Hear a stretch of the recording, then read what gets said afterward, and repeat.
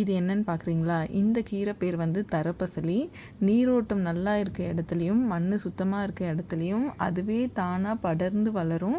இந்த கீரையில் இருக்கிற தண்டில் பார்த்திங்கன்னா அங்கங்கே வேர் இருக்கும். நீங்கள் க்ளீன் பண்ணிவிட்டு ஒரு மண் மேலே போட்டு விட்டிங்கன்னா புதுசாக அந்த கீரை வந்து முளைச்சி படர்ந்து வர ஆரம்பிச்சிடும். இந்த கீரையை எப்படி க்ளீன் பண்ணணும் அப்படின்னா, நீங்கள் ஒவ்வொரு கீரையாக தான் எடுக்கணும்.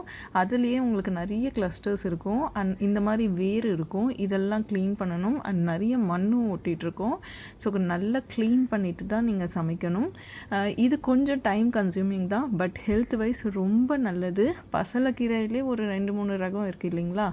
அதில் இது ஒரு ரகம். நான் கீரை எடுத்து நல்லா க்ளீன் பண்ணி எடுத்து வச்சுட்டேன். இப்போ நான் நல்லா ஒரு வாட்டிக்கு 4 வாட்டி வாஷ் பண்ணிவிட்டு யூஸ் பண்ணலாம். ஸோ நான் வந்து இன்றைக்கி கடையில் செய்ய போகிறேன். கொஞ்சம் இந்த கீரை சமைக்கிறப்போ எப்போவுமே ஒரு காரம் மட்டும் கொஞ்சம் அதிகமாக சேர்த்துக்கோங்க. இந்த கீரை வந்து கொஞ்சம் வளவளப்பாக இருக்கும். அதனால் ஒரு மாதிரியாக இருக்க மாதிரி ஃபஸ்ட் டைம் சாப்பிட்றப்போ ஃபீல் பண்ணுவாங்க. நார்மலாகவே பசலைக்கீரை வந்து ஒரு மாதிரி அந்த வளவளப்பு தன்மை இருக்கும்.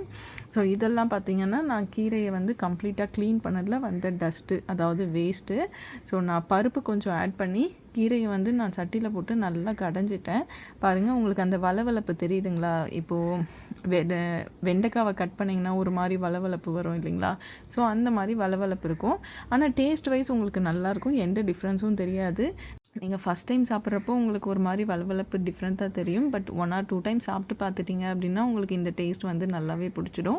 இன்றைக்கி நான் வேறு என்ன செய்திருந்தேன் அப்படின்னா, பீன்ஸ் பொரியல் பண்ணியிருந்தேன். ஊர்லேருந்து அம்மா கஞ்சி வத்தல் கொடுத்து அனுப்பியிருந்தாங்க.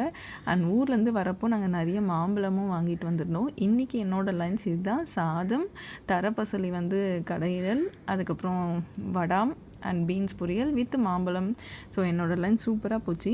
இந்த கீரையை நீங்கள் எங்கேயாவது பார்த்தீங்கன்னா கண்டிப்பாக மிஸ் பண்ணாமல் வாங்கி சாப்பிடுங்க. இந்த வீடியோ பிடிச்சிருந்தா மறக்காமல் சப்ஸ்கிரைப் பண்ணிக்கோங்க.